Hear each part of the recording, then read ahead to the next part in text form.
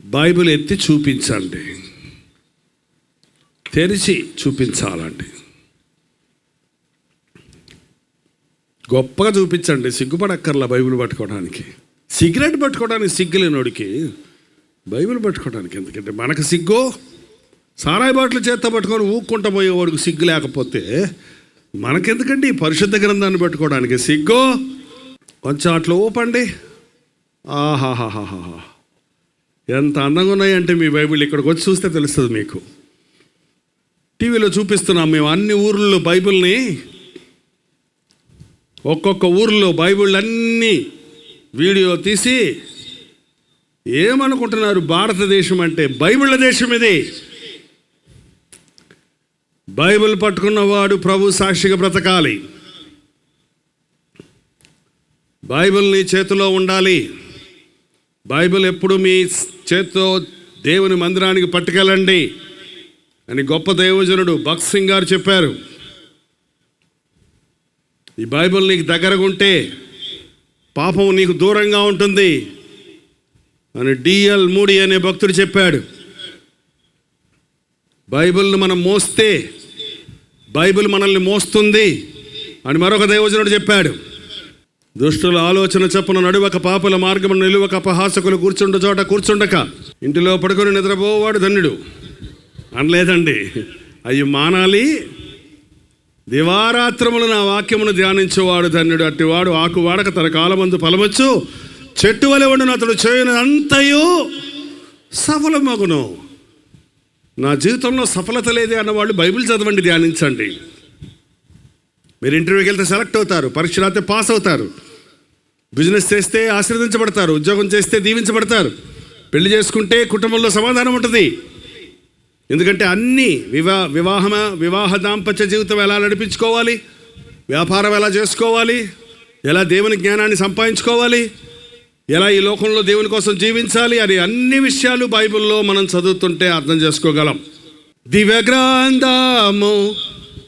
గ్రంథము ఎచటనైన చదివిన సహాయం దొరుకును, కష్టములు వచ్చిన దుఃఖములు కలిగిన విడువకుండా చదువుడి దివ్య గ్రంథం.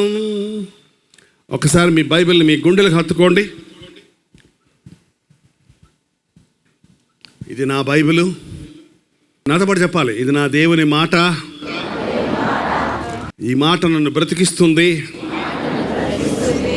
ఈ వాక్యాన్ని నేను చదువుతాను, ఈ వాక్యానుసారంగా జీవిస్తాను.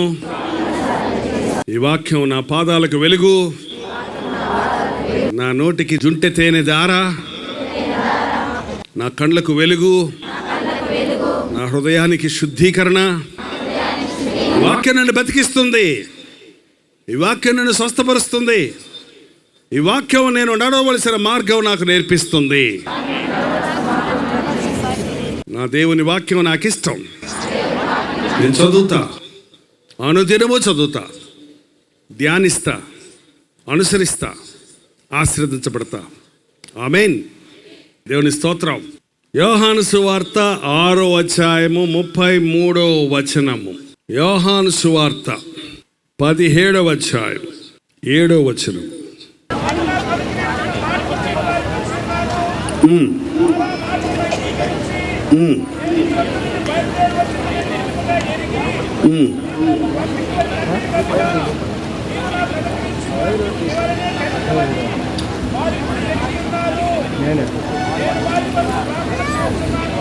చాలు. బైబిల్లో యేసు ప్రభు నేరుగా మాట్లాడిన మాటలు ఉన్నాయి. యేసు ప్రభు బోధించిన బోధ ఉంది. యేసు ప్రభువును గురించి వ్రాసిన విషయాలు ఉన్నాయి, ప్రవచించిన విషయాలు ఉన్నాయి. కానీ వీటన్నిటికంటే ప్రభువు మనకు నేరుగా చెప్పిన మాటలు కొన్ని ఉన్నాయి. అవంటే నాకు చాలా ఇష్టం. వాటిలో కొన్ని మాటలు ఇప్పుడు మనం చదివాం. నేను నీవిచ్చిన మాట ఇచ్చాను,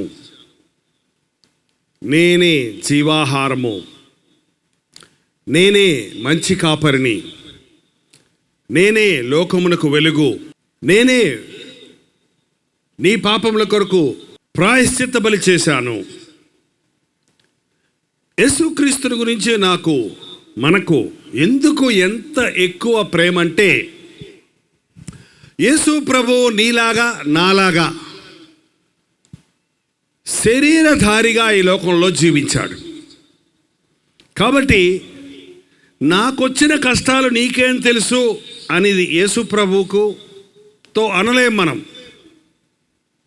ఈ రోజున నీవు కానీ నేను కానీ నరుడిగా పుట్టిన వారెవరైనా ఏ రీతైనటువంటి శోధన, శ్రమ, వేదన, బాధ, కష్టం అనుభవిస్తున్నారో అవన్నీ మన యేసయ్య అనుభవించి ఉన్నాడు. కాబట్టి ఆయన మనల్ని బాగా అర్థం చేసుకుంటాడు. ఆయన మనకి బాగా సహాయం చేస్తాడు. మరో మాట ఉంది, యేసు ప్రభు చెప్పిన మాట. ఈ మాట మీదే మనం ధ్యానించబోతున్నాం. 16వ అధ్యాయం యోహాను సువార్త 33వ వచనము. నా యందు మీకు సమాధానము కలుగునట్లు ఈ మాటలు మీతో చెప్పుచున్నాను. లోకములో మీకు శ్రమ కలుగును, అయినను ధైర్యము తెచ్చుకొనుడి. నేను లోకమును జయించి ఉన్నాను. ఏమన్నాడండి యేసు ప్రభు? నా యందు మీకు సమాధానము కలిగినట్లు ఈ మాటలు మీకు తెలియజేయుచున్నాను. ఏమన్నాడమ్మా? నా యందు మీకు సమాధానము కలిగినట్లు ఈ మాటలు మీకు నేను తెలియజేయుచున్నాను. లోకములో మీకు శ్రమ కలుగును, అయినను ధైర్యము తెచ్చుకొనుడి. నేను లోకమును జయించి ఉన్నాను. యేసయ్య మాటలు గట్టిగా వింటే, సరిగ్గా వింటే, నీ గుండె పట్టుకుంటే నీ బ్రతుకంతా మారిపోతుంది. నా యందు మీకు సమాధానము కలుగునట్లు. ఏం కలుగుతుందంట? సంపద కాదు. సంపద ఉంటే సంతోషం, సమాధానం అనుకుంటున్నారు. సంపద ఉన్నోళ్ళ తిప్పలు మీకేం తెలుసు? ఆస్తులు ఉన్నోళ్ళకి ఎన్ని అవస్థలో. సమాధానం, పీస్, శాంతి. మన జీవితంలో సమాధానాన్ని పాడు చేసే సంగతులు ఎన్నో వస్తుంటాయి. లోకములో భూలోకములో నువ్వు బ్రతుకుతుండగా పొద్దున్న నుంచి సాయంత్రం వరకు ఏదో ఒక గొడవ, ఏదో ఒక సమస్య, ఏదో ఒక తలకాయ నొప్పి. ఎవడో ఒకడు పీక తింటాడు, ఎవడో ఒకడు విసిగిస్తాడు, ఎవరో ఒకరు రెచ్చగొడతారు, ఎవరో ఒకరు ఏడిపిస్తారు, ఎవరో ఒకరు బాధపడతారు. కాబట్టి మనకు బాధ అయిపోతుంది. ఇది ఎట్లా జయించాలి? అందుకే మన దేశంలో సాధువులు హిమాలయ పర్వతాలకు వెళ్ళిపోయి ఎవడ గొడవ లేకుండా ఒంటరిగా కూర్చుంటే సమాధానం వస్తుందని అనుకున్నారు. పాపం భార్య పిల్లలు లేకుండా, ఇంటి పనులు, ఒంటి పనులు, ఏ పనులు అవసరం లేకుండా అలా కూర్చుంటే సమాధానంగా ఉండొచ్చు అనుకున్నారు. పాపం సాధు సుందర్ సింగ్ అనే భక్తుడు హిమాలయ పర్వతాల్లో సేవ చేశాడు. ఆయన ఆ పర్వతాల్లో వెళ్తుంటే ఒక ఆయన చెయ్యిలా ఎండబెట్టుకొని ఉన్నాడంట. ఆ చెయ్యికి సర్క్యులేషన్, బ్లడ్, రక్త ప్రసరణ లేక ఎండిపోతూ ఉంది. ఆయన దగ్గరికి వెళ్ళి, సుందర్ సింగ్ అయ్య గారు, బాబు ఎందుకండి చెయ్యి ఎండబెట్టారు అని అడిగాడంట. ఈ చెయ్యి చెడ్డది, దీన్ని శిక్షిస్తున్నాను అన్నాడంట. అయ్యా, చెయ్యి చెడ్డది, కాలు చెడ్డది, కన్ను చెడ్డది, నాలుగు చెడ్డది కాదు, మీ హృదయం చెడిపోయింది. కాబట్టి మీ అవయవాలన్నీ చెడిపోయినవి. మీ హృదయమును యేసుప్రభుకి ఇవ్వండి. మీ యేసుప్రభు మీ హృదయంలో ఉంటే మీకు సమాధానం ఉంటుంది. మీరు అన్ని విషయాల్లో సరిగా ఉంటారు, అన్ని పరిస్థితుల్లో సరిగా ఉంటారు. హిమాలయ పర్వతాల్లోనే కాదు, మీ ఇంట్లో ఉన్నప్పటికీ కూడా ఆనందంగా ఉంటారు అని చెప్తే ఆయన కోపం వచ్చిందంట. ఇదిగో, ఆ యేసు ప్రభు గురించి నా దగ్గర చెప్పవాకు, నాకు తెలుసులే, నా దేవుడు నాకున్నాడులే, నాకు చెప్పొద్దు అన్నాడంట. అది కాదండి అయ్యా, నేను చెప్పే మాట వినండి అయ్యా. మన శరీరంలో పాపాన్ని తీసివేయడానికే యేసుప్రభు ఈ లోకంలోనికి వచ్చాడు. ఆయన మన పాప శరీరాన్ని భరించాడు. మీరు యేసుప్రభుని నమ్మితే మీకు ముక్తి దొరుకుతుంది, మీకు సమాధానం దొరుకుతుంది, మీకు పరలోకం దొరుకుతుంది అని చెప్తుంటే ఇదిగో నాకు కోపం వచ్చేస్తుంది. చెప్పతున్నాను కదా, అది కాదండి అయ్యా, ఇదిగో వచ్చేస్తుంది నాకు, అది కాదండి అయ్యా, ఇదిగో వచ్చేస్తుంది, అది కాదండి ఏచ్చి కొట్టాడండి అవతల చేత్తో. ఏ చేత్తో? ఈ చెయ్యి ఎండబెట్టాడు. ఏ చేత్తో కొట్టాడు? ఈ చేత్తో కొట్టాడు. కొట్టగానే సుందర్ సింగ్ గారు కోప్పడకుండా ముఖం సరి చేసుకొని, అయ్యా ఆ చెయ్యి చెడ్డదన్నారు కదా, మరి ఈ చెయ్యి కొట్టింది, ఇది కూడా ఎండబెట్టండా? 2 చేతులు ఎండబెట్టుకున్నాడు అనుకోండి, వాడు కోపం వచ్చింది అనుకోండి, ఏం చేస్తాడు? కాలుతుంది అంటాడు. అప్పుడు కాలు ఎండబెట్టుకో. లోకంలో శోధన వస్తే కాళ్ళు చేతులు ఉపయోగిస్తున్నారు, కొట్టి తిట్టి. ఒకసారి ఒక కుష్ఠరోగండి, వాడికి చేతులు మోకాళ్ళ వరకు తినేసినాయి, చేతులు లేవు, కాళ్ళు లేవు, మొండిమే ఉంది. ఆ మొండాన్ని బండిలో కూర్చోబెట్టుకొని భార్య తోస్తుంది. ఆమె కూడా కుష్ఠరోగే, కానీ ఆమె పాపం అంతైనా భర్తను కూర్చోబెట్టుకొని తోసుకుంటూ వెళ్తుంది. ఇద్దరు కలిసి అడుక్కుంటున్నారు. సడన్గా ఈ మొండానికి మొండం అంటే ఎవరు? అదే కాళ్ళు చేతులు లేవు కదా. ఆ కోపం వచ్చింది భార్య మీద. కోపం వచ్చి దాని ఎగురుతున్నాడు. అరే కాళ్ళు లేవు చేతులు లేవు అయినా కూడా తిడతా ఉన్నాడు ఆమెని. తోసింది కాక పాపం మళ్ళీ పైగా. అంటే కాళ్ళు చేతులు ఉంటేనే కాదు కోపం వచ్చేది, అసలు గుండెలు సరి లేదు కాబట్టి కోపం వస్తుంది, శోధన వస్తుంది. ఎలా? విసిగించే వాళ్ళ మధ్యలో, కష్టపెట్టే వాళ్ళ మధ్యలో, మోసం చేసే వాళ్ళ మధ్యలో, అన్యాయం చేసే వాళ్ళ మధ్యలో మనం బ్రతుకుతున్నప్పుడు సమాధానంగా బ్రతకటం ఎలాగో అనేది యేసు ప్రభు నేర్పించాడు. లోకంలో మీకు శ్రమ వస్తుంది, కానీ ధైర్యం తెచ్చుకోండి, నేను లోకాన్ని జయించాను. యేసు ప్రభు సిలువకు వెళ్తూ అంటున్నాడు, నా శాంతి మీకు ఇచ్చి వెళ్తున్నాను, నా శాంతినే మీకు అనుగ్రహించి వెళుతున్నాను. లోకం ఇచ్చినట్టు కాదు, లోకంలో శాంతి కాదు, నా శాంతి మీకు ఇచ్చి వెళ్తున్నాను. ఏమంటే చాలామంది శాంతి కోసం ఎక్కడ ఎదుగుతారంటే యేసు ప్రభు దగ్గర ఎతకరు. ఎక్కడ ఎదుగుతారు? లోకంలో.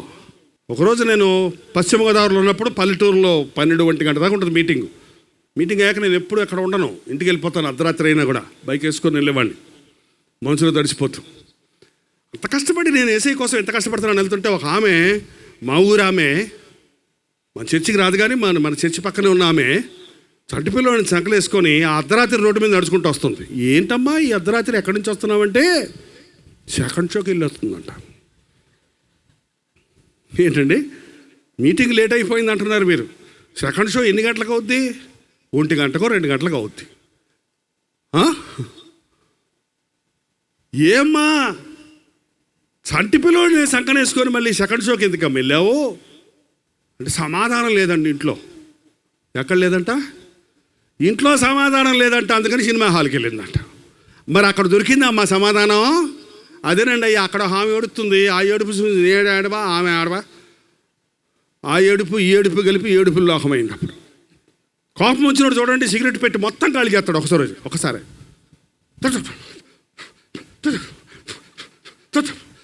మొత్తం రోజు కాల్చుకుందాం అనుకుంది, ఒక్కరోజే కలిసేస్తాడు. ఎందుకంటే ఏదో వస్తుందంట, అంత అయితే ఏమొస్తుంది? ఉపసం వస్తుంది, టీబీ వస్తుంది, క్షయరోగం వస్తుంది.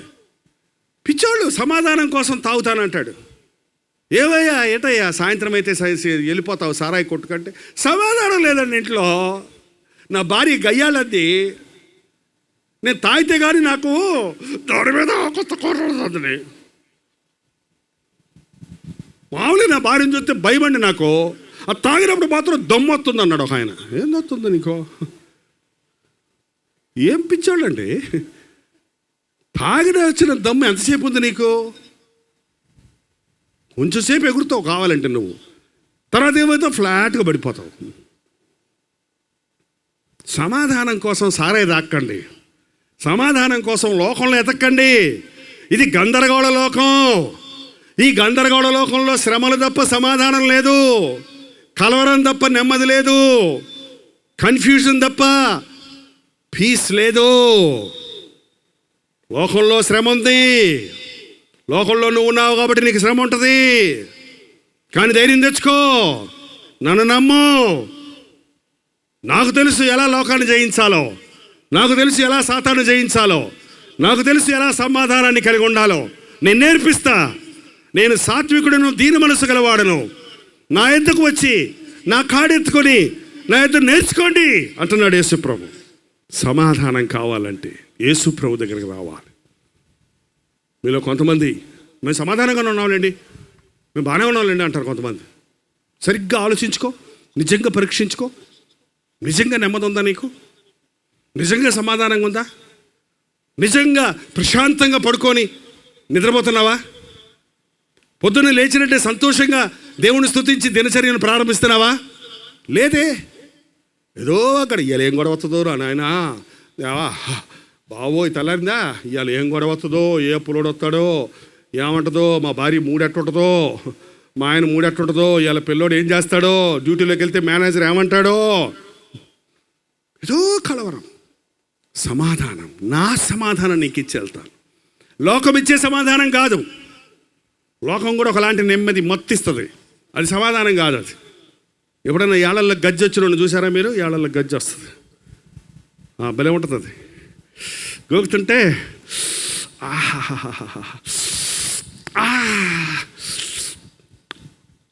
ఆపేవనుకో సొర సొర సొర సొర మంట పడుద్ది.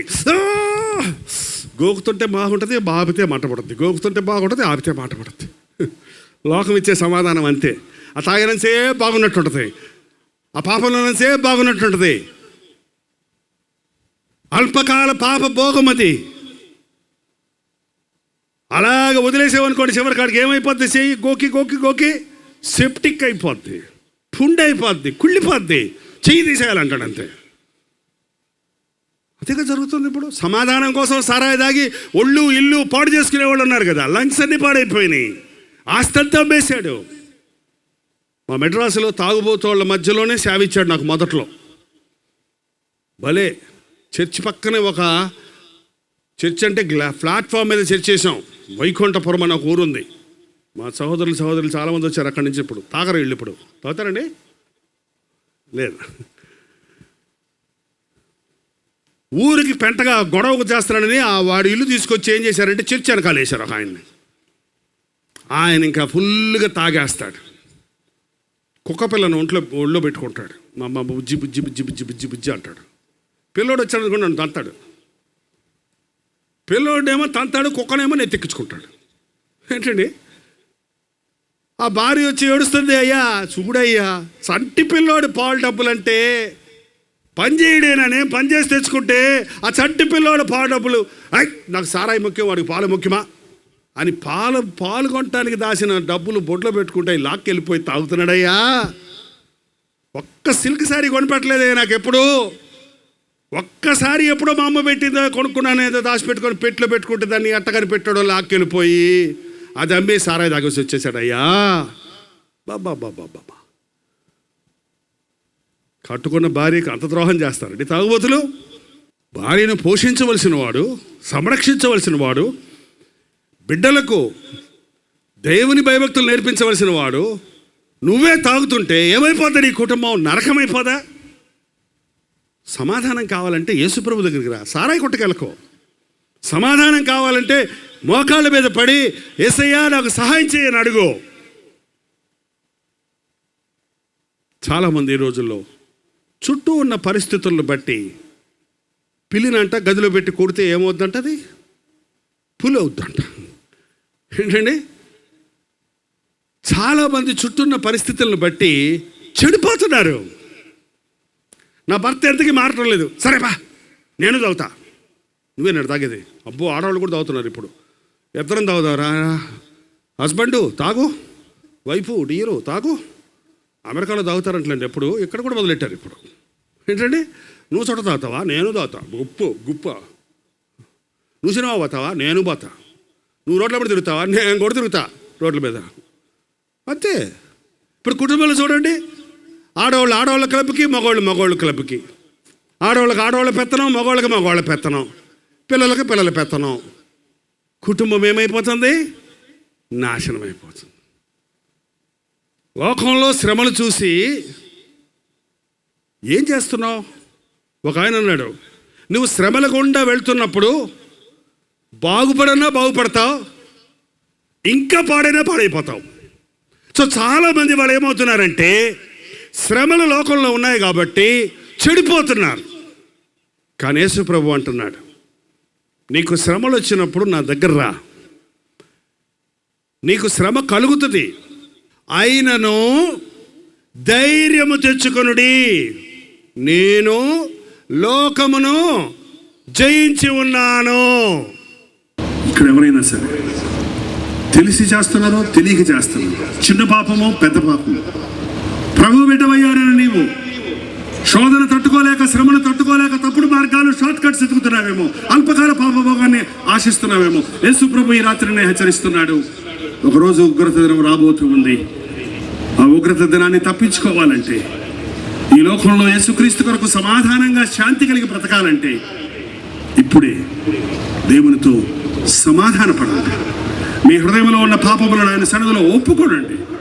ఇప్పుడు ఆయన క్షమించడానికి సిద్ధంగా ఉన్నాడు. దయచేస్తాను మంచండి, ప్రార్థన చేసుకుందాం. దేవుడు తన ఆత్మ కార్యాన్ని మన మధ్య జరిగించాలని, నిన్ను ఈ రోజున నీ పేరు జీవ గ్రంథంలో రాయాలని ప్రభు ఆశపడుతూ ఉన్నాడు.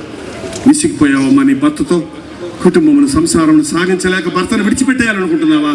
విడాకులు తీసుకోవాలనుకుంటున్నావా? అది కాదు సొల్యూషన్, అది కాదు సమాధానం. నీ భర్త కొరకు ప్రార్థన చేయి. నీ భర్తను దేవుడు మారుస్తాడు, నీ కుటుంబాన్ని ఆయన కడతాడు. జ్ఞానవంతురాలు తన ఇల్లు కట్టుకుంటుంది, మూఢురాలు తన ఇంటిని కూలగొట్టుకుంటుంది. నీ భర్త సరిలేకపోయినా నీ భర్తే, నీ భర్త నిన్ను తిట్టినా కొట్టినా నీ భర్తే. నీ భర్తను ఎలా సహించుకోవాలో, నీ భర్త శోధిస్తున్నప్పుడు ఎలాగ నీవు సమాధానంగా ఉండాలో నీకు తెలియాలంటే యేసు వైపు చూడు, ఆయన శ్రమను చూడు. రక్తము కారణంతగా మనమేమి ప్రయాసపడలేదు, కానీ యేసు ప్రభు రక్తము కార్చినంతగా పోరాడాడు. విశ్వాసమున కర్తవు, దాన్ని కొనసాగించేవాడైన యేసు వైపు చూస్తూ మన ముందున్న పందెములు ఓపికతో పరిగెడదాం. ప్రార్థన. పరిశుద్ధుడ, ప్రేమగల తండ్రి, ఒక్కసారి మమ్మల్ని చూడయ్యా. ఈ ఆవడలో నీ వైపు చేతులు చాచిన నీ బిడ్డలందరినీ చూడయ్యా. నీ శాంతి మాకివ్వయ్యా, నీ సమాధానం మాకివ్వయ్యా. నీవు సంపాదించిన జయ జీవితం మాకు దయచేయ్యా. ఈ పాప లోకంలో, ఈ పాప శరీరంలో, ఈ సాతాను యొక్క అధికారంలో ఈ లోకం నాశనమైపోతుంది. ఇలాంటి లోకంలో మమ్మల్ని నీ సాక్షులుగా నిలబెట్టయ్యా, పరిశుద్ధులుగా నిలబెట్టయ్యా. వక్ర జనం మధ్య జ్యోతులుగా నిలబెట్టిన ఆయన సువార్తను బ్రతికి చూపించే, నడిచే బైబిల్గా మమ్మల్ని చేయను ఆయన. క్రైస్తవులు పేరు పెట్టుకొని నీ నామానికి సిగ్గు తెచ్చే జీవితాల నుంచి మమ్మల్ని విడిపించిన ఆయన. మమ్మల్ని బట్టే నీ నామం అన్ని జనుల మధ్య దూషణ పాలైపోతుంది. మమ్మల్ని క్షమించయ్యా, మమ్మల్ని శుద్ధి చేయను ఆయన. మమ్మల్ని బట్టి కాక కనీసం నీ నామములోని శక్తిని బట్టి మమ్మల్ని పరిశుద్ధపరచును ఆయన. నీ నామానికి ఘనత వచ్చినట్లు మమ్మల్ని శుద్ధులుగా చేయయ్యా. ఏ ఒక్కరు నరకానికి వెళ్ళకూడదయ్యా. మేమందరము పరలోక రాజ్యంలో ఉండాలయ్యా. ఈ భూలోకంలో మళ్ళీ మేము కలుసుకోకపోయినా మేమందరము నీతో పాటు యుగయుగములు తరతరములు రాజ్యమేలే వధువు సంఘములో సభ్యులుగా ఉండటకు సహాయము చేయి తండ్రి. నీ సమాధానముతో స్థలాలకు పంపించమని యేసు క్రీస్తు నామములో అడుగుచున్నాను తండ్రి. మన తండ్రి అయిన దేవుని యొక్క ప్రేమయు, కుమారుడైన క్రీస్తు యొక్క కృపయు, ఆదరణకర్త అయిన పరిశుద్ధాత్మ యొక్క సహవాసమును కూడి వచ్చిన మనందరికీ ఇప్పుడును సదాకాలమును తోడై ఉండును గాక. ఆమేన్, ఆమేన్, ఆమేన్.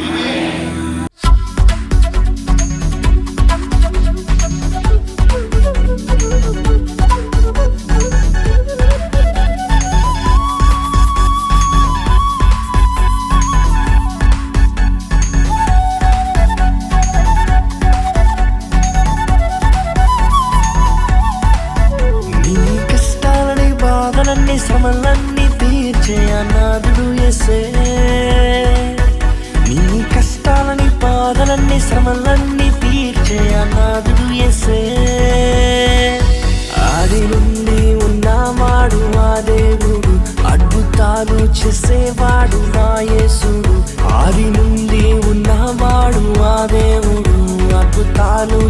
ప్రేమాడు నా యేసుడు